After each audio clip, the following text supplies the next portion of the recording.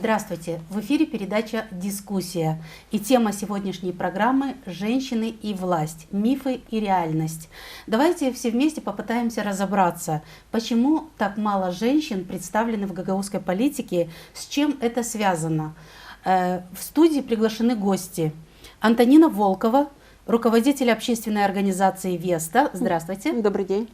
И Дмитрий Манол, общественный деятель Гагаузии, муниципальный советник муниципе Камрат 2015-2019 года, кандидат Башкана Гагаузии 2019 года. Здравствуйте. Здравствуйте.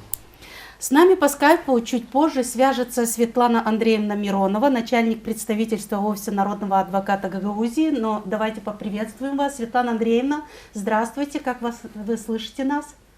Здравствуйте, все хорошо. Все хорошо. А также с нами чуть позже по скайпу свяжется президент Ассоциации женщин-юристов Республики Молдова Вероника Лупу. Здравствуйте, мы вас приветствуем с Камрата. Добрый день. Слышно нас, да?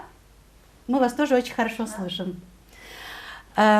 Ну что ж, за последние годы мы наблюдаем улучшение статуса женщин, участвующих в принятии решений в целом по стране. Однако, если проанализировать участие женщин у нас в Гагаузии, то, несмотря на то, что у нас Башкан женщина, да, все равно мы видим, что очень мало женщин представлены в Народном собрании Гагаузии, очень мало женщин представлены в муниципальных советах, мало женщин у нас примаров. Почему женщины Гагаузии не идут во власть? Вот как бы я вот так поставила бы свой первый вопрос. Или они идут, но их не избирают, да, можно... И вот ваши наблюдения, как вы считаете? Давайте, Дмитрий, наверное, с вас начнем. Здравствуйте еще раз. Значит, мое мнение таково. Так как избрание депутатов Народного собрания, как и муниципальный совет, это, можно сказать, что это избрание людей чисто в одномандатных округах, где идет борьба между мужчиной и женщиной. И женщины зачастую и не дают свои кандидатуры, потому что они имеют меньше шансов быть избранными, чем мужчины. Почему? Возьмите даже в так? спорте. Значит, чисто разделены спортивные состязания отдельно мужчин и женщин, потому что у мужчин всегда больше шансов.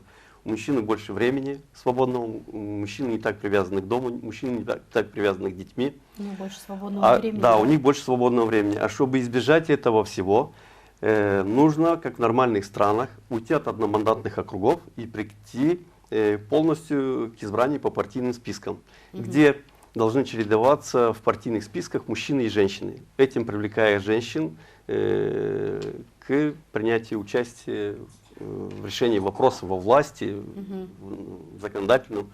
Потому что получается, что у нас полностью законодательные органы, возьмите Народное собрание или же муниципальный совет, в основном из мужчин, и получается, что излагается мнение половины части общества, мужского видения, а в то же время, допустим, домохозяйство кто ведет? Женщина, финансы кто ведет дома? Женщина, это детей воспитывает кто? Мужская Женщина. логика, А все решения по отношению к воспитанию детей или финансов на уровне государства, скажем, власти, да, принимают мужчины. Это не есть правильно. Я бы хотела затронуть вот такую тематику. Все-таки женщины идут, да? У нас были кандидаты, допустим, в Народное собрание Гагаузии, 16, по-моему, если я не ошибаюсь, но избрали только двоих. Вот видите, вот это показывает то, что женщина не может наравне конкурировать с мужчиной. У нее меньше времени, физически даже. Это не то, что она глупее или не обладает теми интеллектуальными качествами, но у нее даже просто элементарно меньше. И это с одной стороны, а с другой стороны, у нас не до конца работает законодательство, и у нас допускается неправильное, незаконное финансирование избирательной кампании. В чем мужчин больше бизнесменов, если вы замечаете. Понятная ситуация. Антонина Ивановна, ваше наблюдение. Ну, я хочу сказать, что не совсем я согласна с тем, что сказал предыдущий выступающий, господин Манол, что женщины имеют меньше шансов. На самом деле, у нас вся законодательная наша база, она, пожалуйста, равные права дает как мужчинам, так и женщинам. И на сегодня вот эта ситуация, что женщины, очень многие готовы пользоваться равными правами как и мужчины, это мы видим. Потому что если еще, может быть, лет 20 назад вот предприниматели, бизнесмены в основном были мужчины, то сегодня очень много женщин занимаются бизнесом. И если их еще мало в политике, это, ну, вот знаете, мужчины раньше занялись бизнесом, у них сегодня более сильное финансовое положение и больше возможностей и вложиться, и в предвыборную кампанию тоже. Вот в этом плане женщины даже исторически немного отстают, но я думаю, что не за горами то время, когда женщины будут тоже финансово очень устойчивыми и независимыми, и тогда они могут иметь больше шансов вложить больше денег, но, соответственно, в свои предвыборные кампании и добиться того, что их выберут. То есть вы хотите сказать, что участие в предвыборной кампании – это огромные вложения, да? Ну, это не только время, потому что мы говорим, вот, не то, что у женщин меньше времени, потому что на сегодня в семьях совсем уже другое распределение социальных ролей вот, мужа и жены. То есть в очень многих уже современных семьях муж и жена, они определяются, что вот сегодня ты смотришь ребенка, завтра я. То есть они это уже распределяют. То есть это не так, как было 20 лет назад, что все было на женщине. То же самое, и когда мы говорим о ведении хозяйства, когда мы говорим о воспитании детей, мы знаем, что мужчина сегодня имеет возможность быть в декретном отпуске и по уходу за ребенком, а женщина может заниматься своей карьерой, бизнесом и ну, чем-то еще, где она хочет себя реализовать. Ну, как бы в идеале, да, это было бы так, было бы хорошо. Но вот формат нашей передачи предусматривает участие и жителей города, поэтому мы провели опрос на улице Камрата. Один из вопросов, которые задавали наши журналисты респондентам, звучит таким образом. Если в день выборов в бюллетене всего одна женщина и один мужчина, за кого бы вы проголосовали? Давайте посмотрим опрос, а потом прокомментируйте мнение наших жителей. Если доминирует преимуществом и авторитетом больше женщина, конечно, за женщину. Если доминирует мужчина, авторитет в регионе, в обществе больше у мужчины, за мужчину. Это надо посмотреть, кто из них более авторитетами, у кого рейтинг выше. За того я бы голосовал. Я думаю, тут к этому вопросу нужно подходить комплексно. Во-первых, менталитет наш считает, что мужчина более справится в этом вопросе. В каком вопросе, непонятно. Хотя в законодательстве, законотворческая деятельность – это основная функция депутатов наших. Я думаю, что женщины заткнут за пояс многих мужчин. Главное, чтобы женщины хотели идти в политику. Желания нет. Дом, быт – это тоже то, что останавливает женщин, они не идут в политику. Я бы выбрал мужчину, потому что мужчина еще ближе к более ответственно делу и относится и по-другому ведет все дело. А почему ты считаешь, что женщина не справится? Потому что женщина должна по дому, по хозяйству.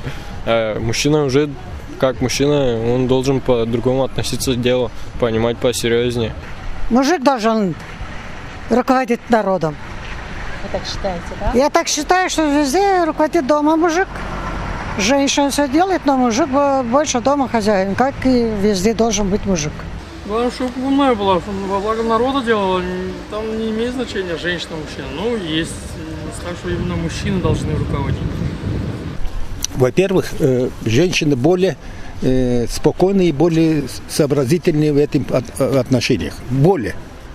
Мужчины, я не говорю, что обижать мужчин, я сам мужчина. Я не хочу обижать сам себя и остальных. Я отвечаю за себя, я за остальных не отвечаю. Вот. И поэтому женщин должно быть. Я считаю, что лучше вообще женщину в политику не быть там. Вот это народном и там примари мало, да. Ну, женщины должны дома с детьми кушать, готовить, детей убирать. А в политику лезет. Ну, мое мнение, допустим, Везде нужно и женщина, и мужчина. Не нужно выбирать, что сильный пол или слабый пол. Вот, это мое мнение. А то, что меньше женщин выбирают, это уже вышестоящие органы, они сами выбирают. Мне кажется, сам вопрос имеет исторические корни. Изначально гендерное неравенство мужчин и женщины. Вот. Поэтому это не разово изменить ситуацию. Вот вчера было 20 мужчин и 1 женщина.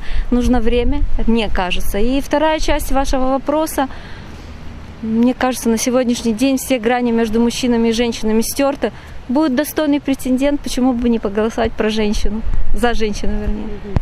Ну, я уступил бы женщине, наверное, все равно.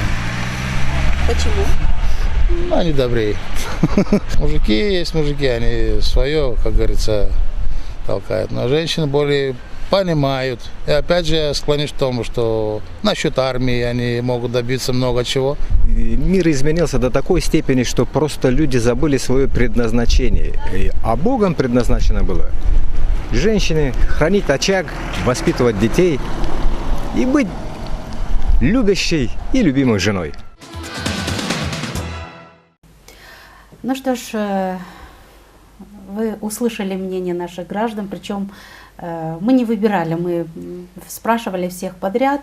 Вот что вы думаете, вот как бы вы прокомментировали наших респондентов? Ну, это опять же доказывает то, что вот я сказала, что если бы 20 лет еще назад, то все бы говорили, муж должен быть дома, он хозяин, а жена должна, то есть он должен быть дома хозяином, а жена там должна все делать и воспитывать детей. Но сегодня мы видим, что мнения очень разные, и действительно были высказывания такие, что нам нужно, наверное, обучать женщин, надо воспитывать их так, чтобы они были готовы идти и участвовать в принятии решений, чтобы они были готовы, потому что действительно это очень важно, чтобы здесь было равенство и мужчин, и женщин. Дмитрий Петрович, ваше мнение? Вот если посмотреть на высказывания в данном ролике, задавали один вопрос людям, и мы видим, что практически нереально женщиной быть избранной. Только может быть женщина быть избрана, если, как я сказал, чтобы были партийные списки, только по партийным спискам, и где будут представлены пропорционально мужчины и женщины. Если женщина лидер партийного списка, значит она первая, второй мужчина, и так чередовать. Это самое. И что немаловажно, если вот по каким-то причинам женщина уходит из Народного собрания, скажем, или муниципального совета с этого списка, значит она должна быть восстановлена вместо нее не следующий мужчина, кто по списку, а именно женщина. И тогда оно будет, потому что женщины именно должны быть представлены во всех уровнях власти, потому что женщины по-другому смотрят на мир, а у нас получается, что мы принимаем все решения в законодательном органе Гагаузии, Народном собрании и муниципальных советах только мнение мужчин. Я думаю, что вы очень правильно подметили, потому что я хотела затронуть как раз этот вопрос, чтобы мы обсуждали все вместе. Да, вот есть закон о политических партиях, закон об обеспечении равенства шансов между мужчинами и женщинами в парламент Республики Молдовы, где предусматриваются квоты, да, для женщин 40%. У нас в Гагаузии такого этот нет. закон не действует. Вот ваше мнение по этому поводу, и я хотела этот вопрос адресовать и нашим участникам, чуть позже мы к ним тоже обратимся с этим вопросом. Вот ваше мнение по этому поводу, это... У нас в Гагаузии этот закон не действует и не может действовать, потому что у нас одномандатные округа, где это самое... Конечно, могут и партии участвовать, или кандидат в одномандатном округе быть представлен от партии и участвовать, да? Но это не решает проблему вопроса. Я говорю, изначально мужчина и женщина в избирательном, как сказать, ну, вот эти 2 месяца, то, что идут в избирательном периоде, в избирательной кампании, они не имеют равных возможностей. Просто, даже вот возьмите, я не соглашусь с представителем, потому что возьмите просто, если женщине куда-то выйти, готовиться, сколько времени ей надо, и мужчине. Это раз. А это второй... мифы, мы об этом еще поговорим. Да, но кроме мифов, это не мифы, это реальность. И у женщин другие проблемы. Я говорю, вот даже возьмите просто элементарно посмотреть с другой стороны. Спорт. Отдельно разделены мужчины и отдельно женщины. Если были бы вместе, были бы одни чемпионы мужчины. Вот так у нас получается в политике. У нас одни чемпионы мужчины. У мужчины больше времени, больше сил. Это по-другому видеть, но в то же время не должны в законодательном органах, в исполнительной власти представлены быть одни мужчины. Мы, потому что я являюсь мужчиной, мы видим проблему с одной стороны, женщины с другой. Но я хочу сказать, что в парламентах и государствах, где представлены больше, там 30% хотя бы женщин во власти, у них совсем другой уровень жизни, это самое. А где меньше всего представлены женщины во власти, там обычно радикализм, там... Антонина Ивановна, ваше мнение по этому поводу? Скажите, пожалуйста, вот если мы говорим про такой вид спорта, как шахматы. Тоже мужчины там чемпионы. Вот там еще я скажу, мы не говорим, что чемпионы, там они вместе. Если про другие виды спорта мы говорим о том, что, допустим, да, физически устроены мужчины по-другому, чем женщины, поэтому спорт, это да, я согласна. Но когда мы говорим политика, это не тело, это вот где-то здесь. То есть это зависит от того, насколько женщина эрудирована, насколько она образована, насколько она без комплексов, насколько она готова, то есть насколько она в себе и уверена. То есть тут вот я считаю, что если она готова, то независимо от того, она сильная, накачанная, да, или она тонкая и хрупкая. Тут, конечно, вот эти спортивные вопросы, но что касается возможностей в спорте и в политике, это большая разница. С нами на связи президент Ассоциации женщин-юристов Республики Молдовы Вероника Лупу. Здравствуйте, как вы нас слышите, госпожа Лупу? Здравствуйте, хорошо, слышу вас. Есть звук. Скажите, пожалуйста, как вы оцениваете представительство женщин в политике в целом по стране? Что говорит об этом статистика, если у вас есть такая информация? И женщин в политике становится больше или меньше? Ваше мнение по этому поводу? Здравствуйте всем, спасибо за вопрос. Спасибо за то, что вы затрагиваете эти проблемы в нашем обществе. Это очень важно, особенно в последнее время. Если говорить о женщинах, которые в последнее время заинтересованы или заинтересованы в деятельности политики, мы можем говорить, что уже законодательство последние 5 лет способствует развитию политического для женщин и способствует принятию или вступлению в партиях. И это очень важно. Мы говорим о очень важных, конечно, мы говорим, во-первых, о политической воле нашей страны создать хорошие законы, которые способствовали развитию или доступу женщинам к политике.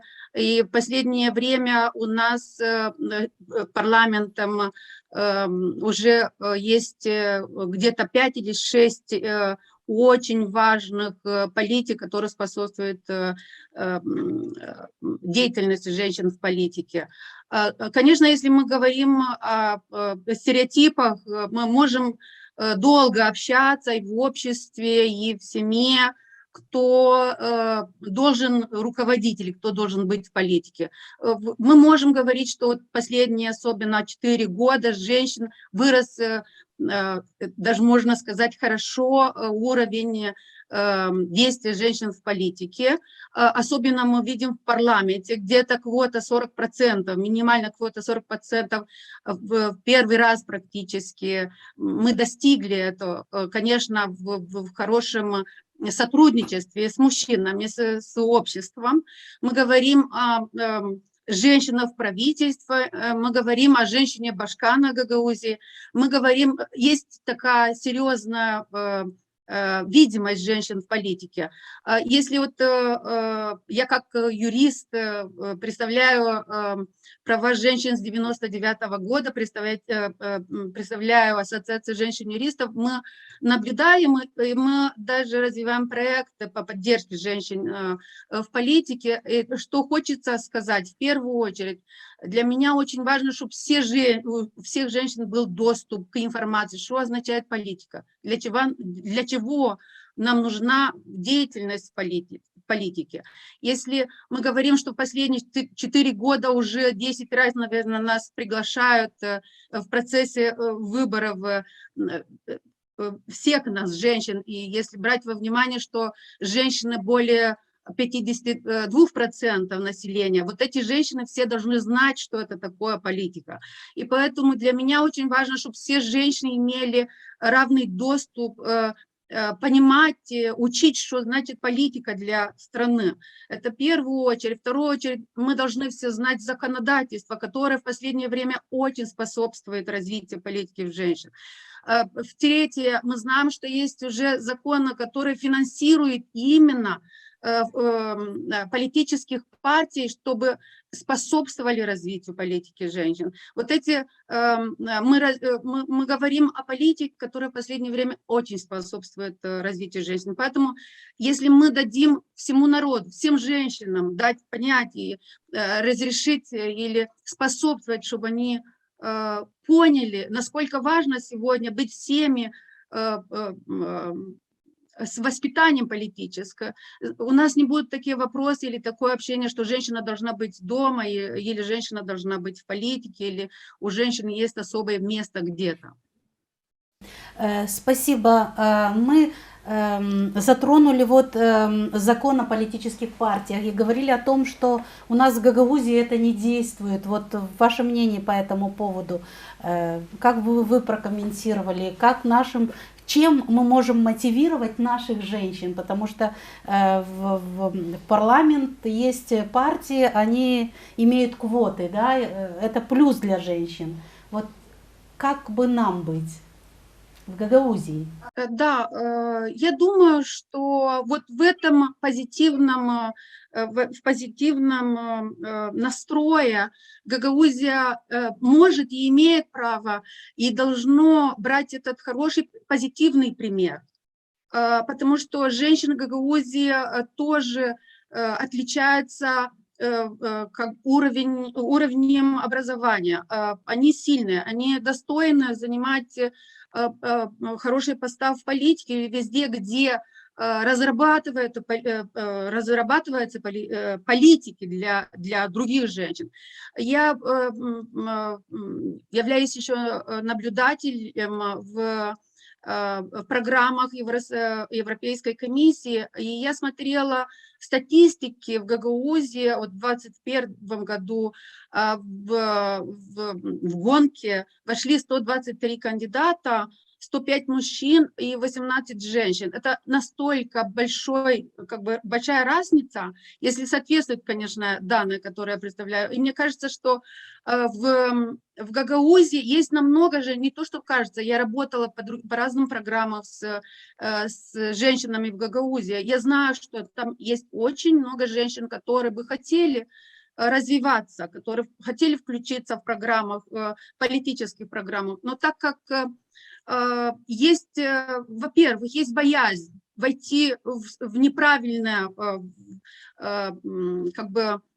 борьбу с мужчинами, потому что многие женщины говорят, что они знают закон, а некоторые соперники не знают закон, имея в виду о правах женщин или о обязанностях в партиях, допустить вот эту квоту 40% женщин.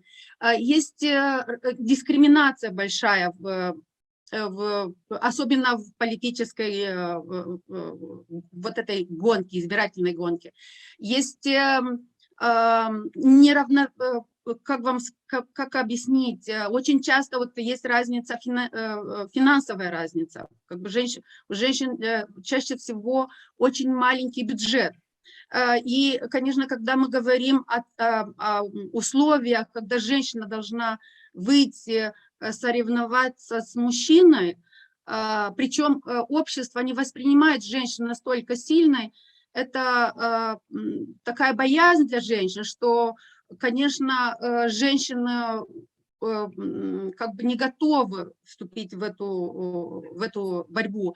Женщины готовы они готовы вступить, они знают законы, у них есть силы, но они не готовы бороться с неправильной борьбе.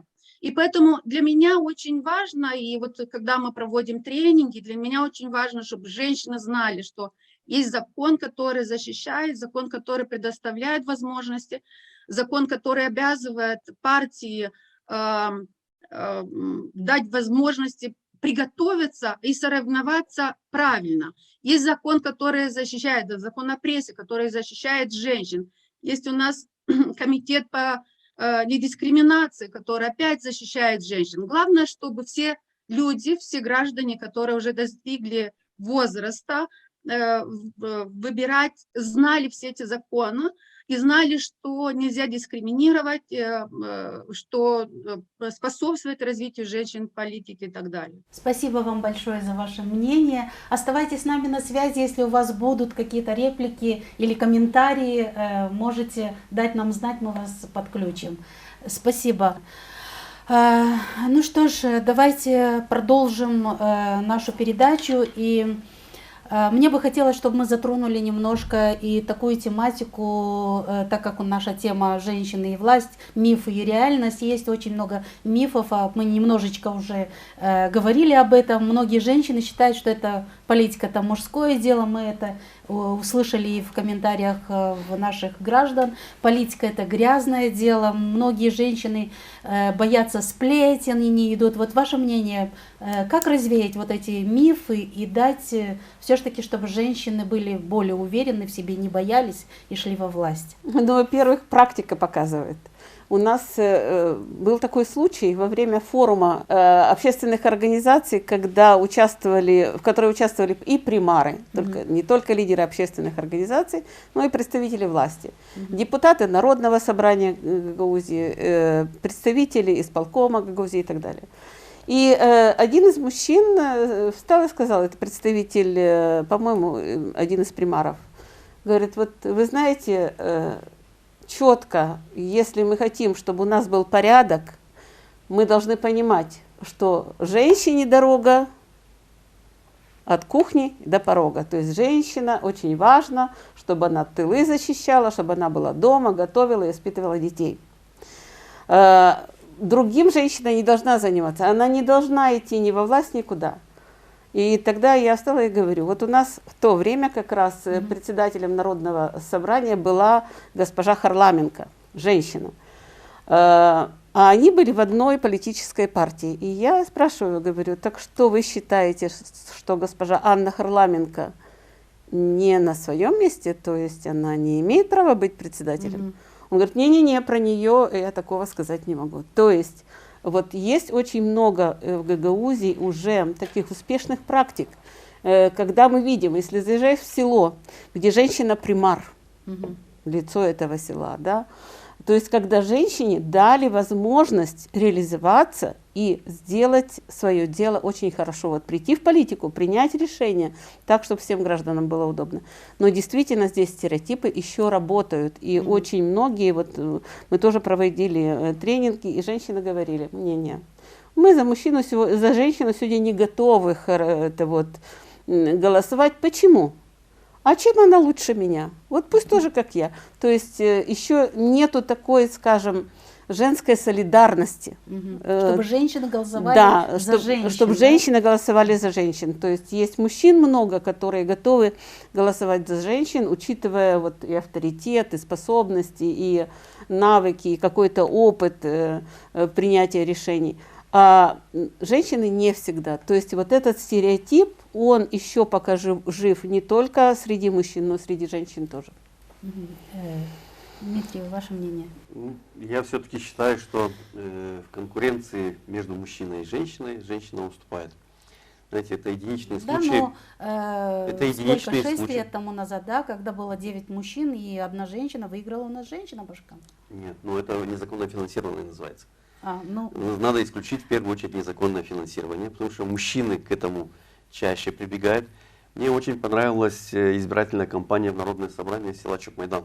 Я не помню, как зовут молодую женщину, она участвовала. Это исключительно было. Но мы видим, что она даже близко, понимаете? Вот надо, чтобы закон работал в первую очередь, чтобы женщина с мужчиной определенно где-то стали на равных.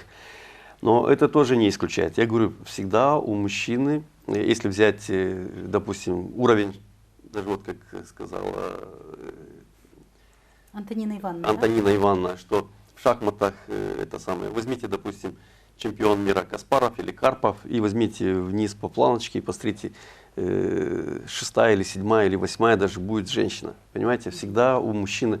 Это может только один кардинально изменить. Вот это изменит кардинально тогда и жизнь людей. Только партийные списки. Исключить избрание, поменять законодательную базу и сделать избрание по партийным спискам, в партийных списках, где будет квота женщин. Вот тогда оно все поменяется. А иначе, вот говорить, это еще 20 лет пройдет, пока женщины финансово станут. И я говорю, вот просто элементарно выйти, начать готовиться, да, и женщина за сколько времени, ей надо покраситься, ей надо причесаться, а мужчине что? Поправил, даже не поправил свою прическу, постригся на месяц раз и все. Понимаете?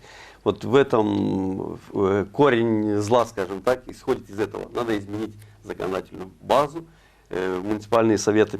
Вы имеете в виду у нас в Гагаузии, да? Потому что да, ну в Гагаузии, а вы по стране возьмите, допустим, тоже в советах, муниципальных советах, тоже там представлены в основном на 90% мужчины, потому что идут как бы одномандатники. Лицо идет сам за себя, да? А должно быть и муниципальные советы, чисто партийные списки. Вот представлено из 27 человек. Отдали люди 30%, значит 30% из них, там из 30%, скажем, выходит 9 депутатов, 9 советников или депутатов. Из этих 9 депутатов 5 мужчин, 4 женщины. Вот все, оно тогда решится. А иначе нет. А вот как вы говорите, стереотипы, конечно, они очень, вот даже мы когда слушали ролики, задавали людям вопросы. Как Антонина Ивановна сказала, роль женщины, как вы сказали, с порога до кухни, да? Это, к сожалению, присутствует еще 90% в головах людей. Понимаете? Особенно у нас в Гагаузии, да? У нас в Гагаузии она более даже, знаете, как... Можно я скажу? Да, тогда конечно. Еще один аспект. Кто у нас сегодня приходит на выборы? Женщины. Кого у нас сегодня привозят на выборы? По роликам, вот мы, и Вероника правильно сказала, очень важна осведомленность женщин. Какие у нее права, какие возможности. Как она это может сделать? То есть женщин надо информировать, надо обучать, надо осведомлять и помочь в продвижении. Есть специалисты, которые могут продвигать. Об этом просто нужно больше говорить. Может быть, больше таких программ. Но с другой стороны, представители организации, международной организации ООН «Женщины», они сказали, мы объявили вот такой, что тренинг будет, пожалуйста, чтобы женщины Гагаузии могли участвовать, мы обучим. И участников почти не было. То есть нет желания у женщин. Да? То есть прежде чем вот это надо проводить, может быть, широкую какую-то информационную кампанию. То есть надо об этом больше. Спасибо вашей программе. То есть вот таких программ должно быть больше, мы об этом должны говорить, мы это должны обсуждать. Но кто у нас сегодня выбирает? Если бы у нас, может быть, больше молодежь выходила на выборы, у них уже сегодняшнее видение, у них уже таких стереотипов очень редко, когда есть. Да. Голосуют пенсионеры, которые, они традиционно говорят, ну, должны быть мужчины. Вот, поэтому от того, кто приходит на выборы, кто голосует, это тоже очень много значит. И поэтому нашим женщинам, которые хотят продвигать себя в власти, надо учитывать и этот момент тоже. Что вот, да. У нас на связи начальник представительства Офиса народного адвоката в Гагаузии Светлана Андреевна Миронова. Светлана Андреевна, здравствуйте, как вы нас слышите? Здравствуйте. Светлана Андреевна, мы обсуждаем тему, почему так мало женщин в Гагаузии представлены в Народном собрании, в муниципальных советах, в общем, в политике. Да? Ваше мнение по данному вопросу, с чем это связано? Это местный менталитет или есть какая-то другая причина? Как вы считаете? Ну, я немножечко слушала, в том числе, вашу беседу. Не совсем я согласна с тем, что законодательство Республики Молдова не действует на территории Гагаузии, в частности, закон о равенстве шансов мужчин и женщин, в том контексте, что этот закон имеет прямое действие при проведении местных выборов. Про них тоже не забываем. Почему? Потому что советники всех местных органов власти, местных советов, они-то как раз-то и избираются на основании законодательства Республики Молдова в первую очередь.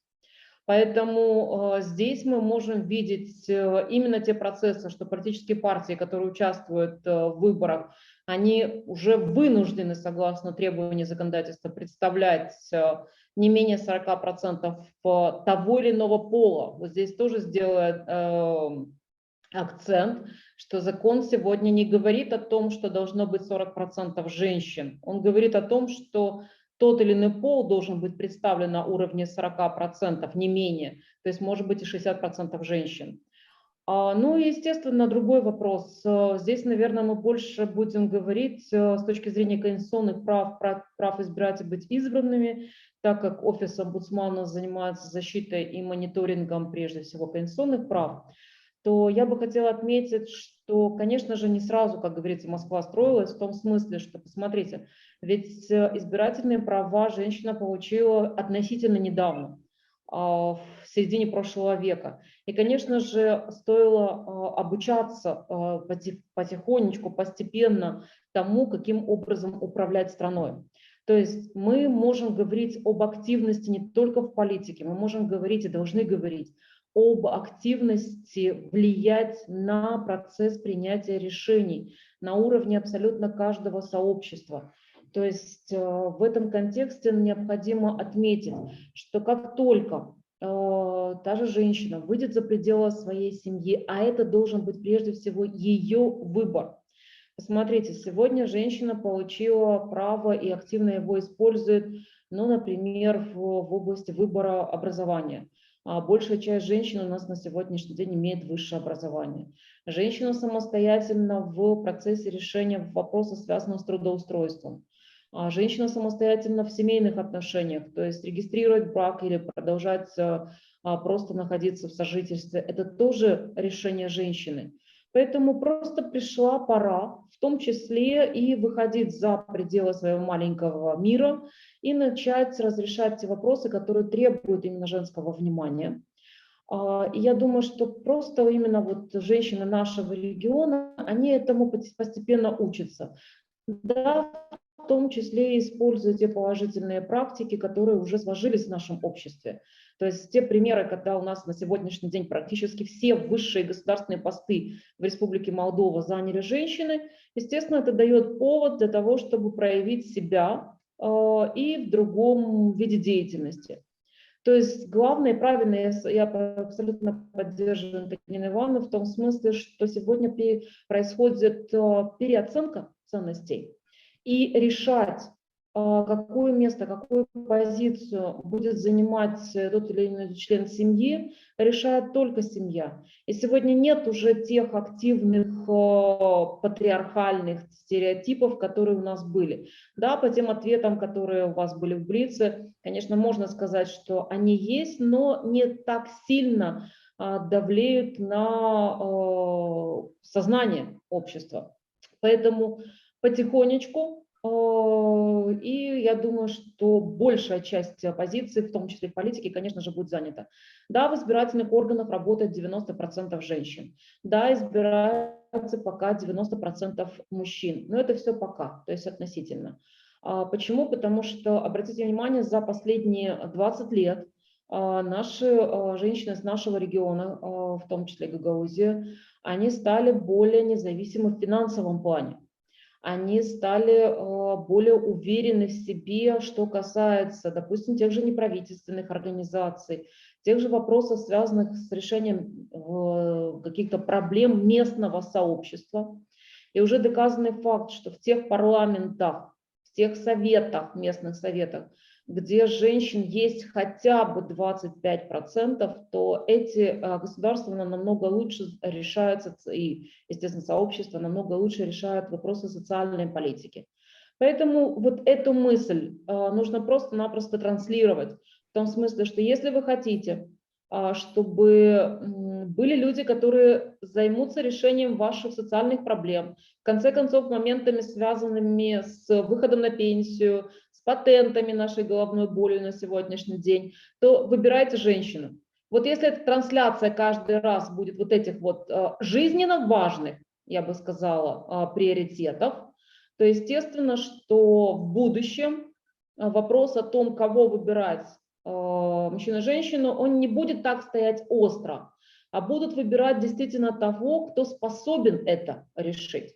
И я бы сказала сейчас и так, что женщина не является копией мужчины, она является прежде всего равным участником всех отношений в нашем обществе, абсолютно всех, с которыми мы сталкиваемся. То есть любые вопросы, которые у нас на сегодняшний день возникают, как в обществе, так и в семье, естественно, что они разрешаются именно с учетом интереса всех членов. То есть семья – это дети, муж, жена, и они вместе решают те проблемы, которые стали перед семьей. Если это местное сообщество, значит все вместе. И обратите внимание, что действительно правовая база в Республике Молдова у нас семимильными шагами развивается. И даже прежде чем проложить дорогу в том или ином селе, необходимо проводить в том числе и гендерную экспертизу, то есть куда эта дорога должна быть, где она должна быть проложена. Она должна быть проложена в первую очередь детскому садику или к озеру, куда можно пойти на рыбалку. Вот примерно в таком контексте, то есть учитывать, когда мы научимся учитывать интересы абсолютно всех, тогда эта проблема участия в политике не будет стоять. Спасибо, Светлана Андреевна. Думаю, что женщина проведет дорогу, скорее всего, в детский сад, не к озеру. Я абсолютно согласна с вами, что закон действует и у нас на территории Гагаузии, но мы здесь говорим о том, что у нас в Гагаузии меньше голосуют за политические партии, больше голосуют как за независимых кандидатов. Вот, мне кажется, здесь кроется проблема. И как вы считаете, как убедить гагаузскую женщину, что ее место не только на кухне? Вот, как уйти от этих стереотипов? А здесь, опять же, нужно каждый раз, как я сказала, транслировать мысль о том, что кто, если не я, в том смысле, что нужно научиться разрешать вот эти вот маленькие проблемы, то есть подумать о будущем. Женщина думает о будущем прежде всего своих детей, да? Поэтому у нее будут шансы помочь, в том числе своим детям, если она войдет в политику, например. Если она войдет в местное сообщество именно на активных позициях, у нее больше появится возможностей для того, чтобы создать те стратегии, которые смогут защитить не только своего ребенка, не только свою семью, но и всех остальных. То есть вот просто-напросто это, конечно же, обучение, это информирование, абсолютно согласна с Вероникой, потому что вот когда мы будем обозначать вот эти вот крупномасштабные цели через серию маленьких, то есть маленьких достижений, которые появятся у нас, возможности какие появятся, вот таким образом и будет развиваться активность. Спасибо, Светлана Андреевна, за ваше мнение.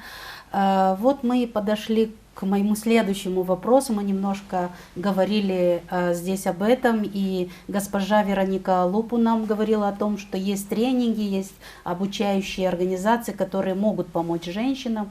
И вы, Антонина Ивановна, говорили об этом. Вот я хотела бы, чтобы немножечко шире мы раскрыли эту тему.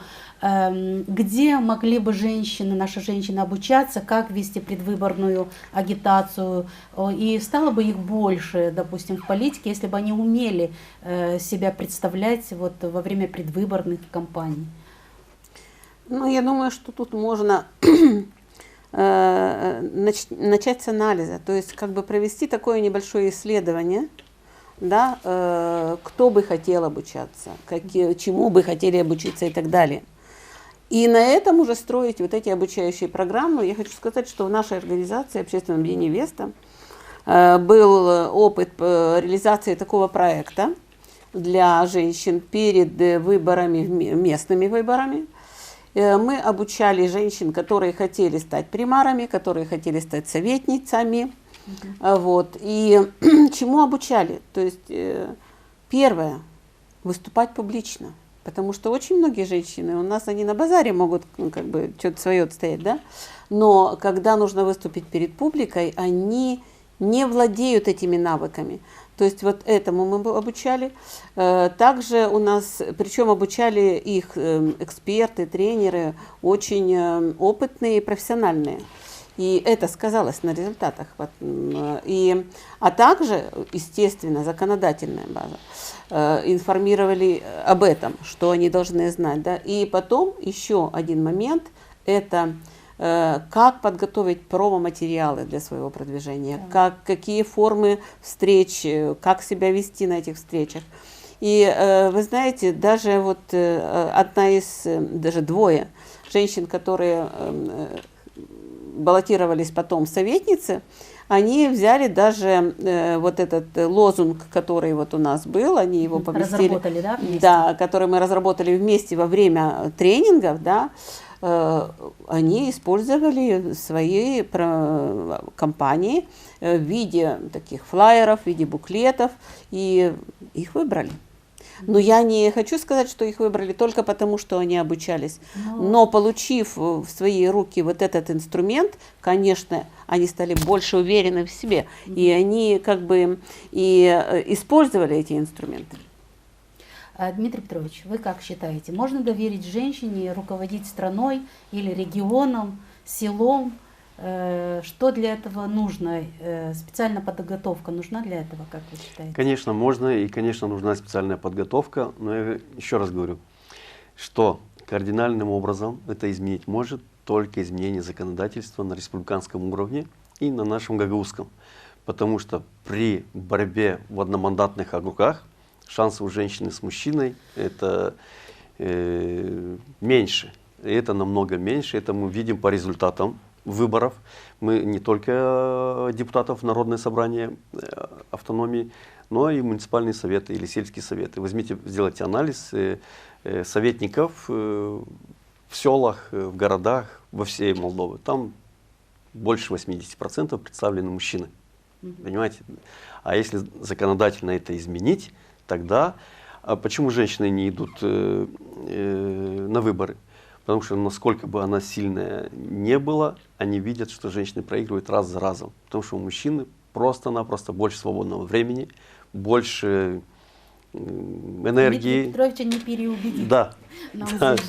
Я, когда вы сказали, когда вы пригласили на передачу, я вчера сел, зашел в интернет, посмотрел разные публикации, разные высказывания, а потом сделал маленький анализ. И вот смотрите, за последние 30 лет, да, избирательная система, казалось бы, независимой Молдовы, и как вот говорят юристы, что на уровне законодательства вроде бы шансы одинаковые, но на самом деле это не одинаковые шансы. В реальности нет. В реальности шансы будут одинаковые только по партийным спискам. Елизавета, можно я задам вопрос Дмитрию? Да, конечно. Вот скажите, вы все время именно стресс, то есть ударение делаете на том, что во всем виновата одномандатная система, да? Вот если это изменится, да, а женщины не готовы идти в политику, что вы считаете, вот им нужно было, что нужно для них сделать, чтобы они были готовы? Вот изменения. Обучить, рассказывать, распространять информацию. Понимаете, я говорю, что, допустим, скажем, женщины не настолько готовы идти в политику, насколько мужчины, ну, в настоящее время. Но в то же время у нас есть много женщин готовых идти в политику. И вот, как сказала госпожа Миронова, значит, в государствах, где женщины представлены хотя бы 25% в законодательных органах и исполнительных органах, там намного успешнее идет. Как она сказала, это простой пример. Куда потянуть, сделать дорогу? К садику или к озеру? женщина, если они там есть, а если они не представлены. Вот в Народном собрании можно сказать, что женщины не представлены. В муниципальном совете Камрад можно сказать, что женщины не представлены. Почему? Потому что идет борьба между мужчиной и женщиной. Мужчина 90% побеждает. То есть больше информации о том, об успешных практиках, о том, что действительно, что вот там женщины принимают участие в принятии решений, и у них проблемы решаются. У нас, если так будет, то проблема тоже будет решать намного проще. Вот об этом надо говорить, об этих успешных практиках. В конце хором скажем, выбирайте женщин. О результатах. Это не даст результата. Да. Ну и какой вывод мы можем сделать после нашей сегодняшней дискуссии? Я сейчас хочу обратиться опять же к нашим экспертам. Каким образом мотивировать наших женщин, чтобы они были более активными, более уверенными в себе, принимали участие в выборах не только как избиратель, но и как кандидат, чтобы их стало больше в выборных должностей? Если можно, госпожа Вероника Лупу, к вам, ваши комментарии. Во-первых, я бы хотела, чтобы мы доказали женщинам, что есть законодательство, и их права защищены, и есть у них большие возможности обучаться. Потому что, может быть, вы помните, я преподавала в колледже «Мы и закон», такой предмет в школе, и он на 3 или 4 класса был, уже было несколько лет назад. И там обязательно с 14 лет уже изучали, что такое выборы, что такое кодекс, когда что. И когда мы растем вместе с законодательствами, у нас есть знания, тогда мы готовы вступить в любые в конкуренции. Поэтому то, что мне хочется сегодня, побольше дать знаниям молодых, не только женщинам, и мужчинам, молодым ученикам со школы, дать возможность понимать, что политика – это не какая-то, не знаю что, политика – это наша жизнь, каждодневная жизнь. Если у нас есть аграрная хорошая политика, у нас будет здоровый кусок хлеба.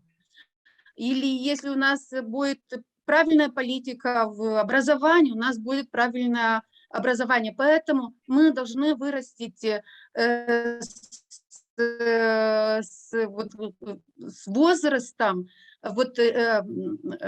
наших женщин с понятием, что есть закон, закон защищает, закон способствует и помогает. Причем у нас в Молдове есть настолько много организаций неправительственных, международных, которые помогают женщинам развиваться в данной сфере.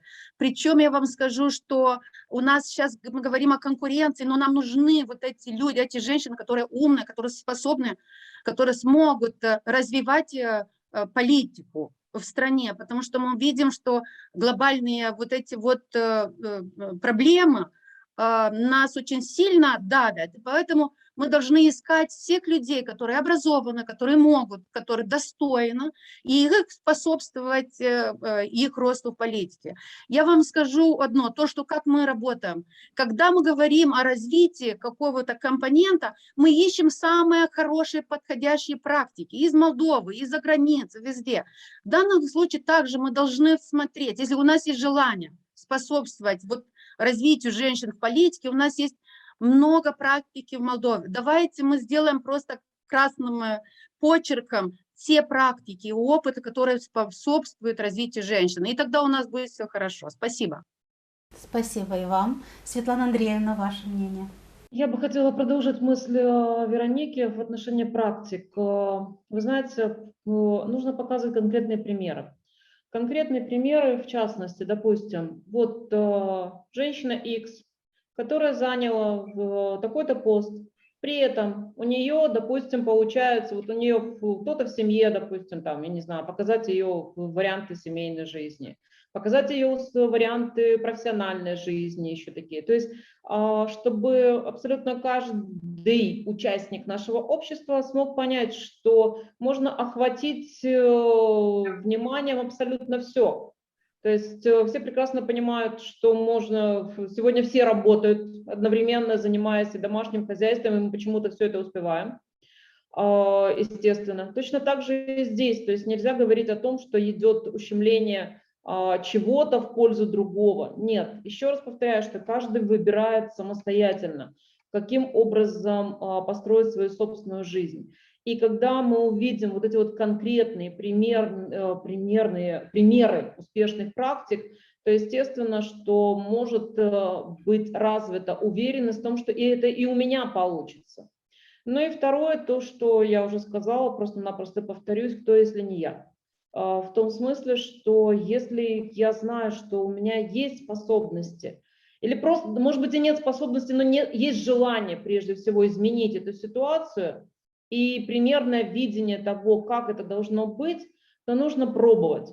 То есть, как говорится, попытка не пытка, поэтому необходимо начать активную деятельность именно для того, чтобы самостоятельно разрешать проблемы местного сообщества, не ждать доброго дядюшку из Бразилии или неважно откуда, а заниматься разрешением местных вопросов, государственных вопросов, именно самостоятельно. Вот это может серьезно изменить. То есть показать абсолютно каждому члену нашей страны и нашего региона в том, что есть такие возможности. Просто-напросто нужно прийти и взять, и воспользоваться этой возможностью для того, чтобы изменить не только свою жизнь, но и жизнь своей семьи, своих родных, знакомых, близких и так далее. А у нас все друг друга знают, поэтому если мы что-то сделаем хорошее, мы сделаем это для всех. Спасибо, Светлана Андреевна. Ну и ваше заключительное слово, коротко, потому что время уже завершать нашу программу. Я желаю нашим женщинам, чтобы они не боялись пройти вот этот путь к вершине для своей самореализации, для того, чтобы у нашей Гагаузии появились новые возможности, появились новые достижения, чтобы они готовы были в свой вклад внести. Дмитрий Петрович. У меня в первую очередь пожелание к республиканским властям, чтобы они изменили кардинально законодательство Республики Молдова, чтобы это были реальные шансы для женщин, чтобы они участвовали в политике республики и Гагаузии, потому что, я еще раз говорю, что при участии в одномандатных округах это не дает шансов женщине быть избранной наравне с мужчиной. Значит, вот таким образом. А если будут одинаковые шансы, так я думаю, что и больше женщин будет желающих участвовать и принимать участие в жизни республики и нашей автономии таким образом. А когда женщины видят раз за разом, что они в избирательном процессе они проигрывают мужчинам, теряется вся надежда, умирает желание. А это даст большой импульс и толчок для дальнейшего развития республики и всего остального у нас. Я благодарю всех участников передачи за мнение, за дискуссию, гостей у меня в студии, наших экспертов. Спасибо вам всем огромное. Надеюсь, что наша передача повлияет на выбор женщин в будущем и придаст больше уверенности в себе женщинам. Напомню, что обсуждали мы сегодня тему «Женщины и власть. Мифы и реальность». Передачу провела Елизавета Ротарь. Берегите себя и оставайтесь на канале АТВ.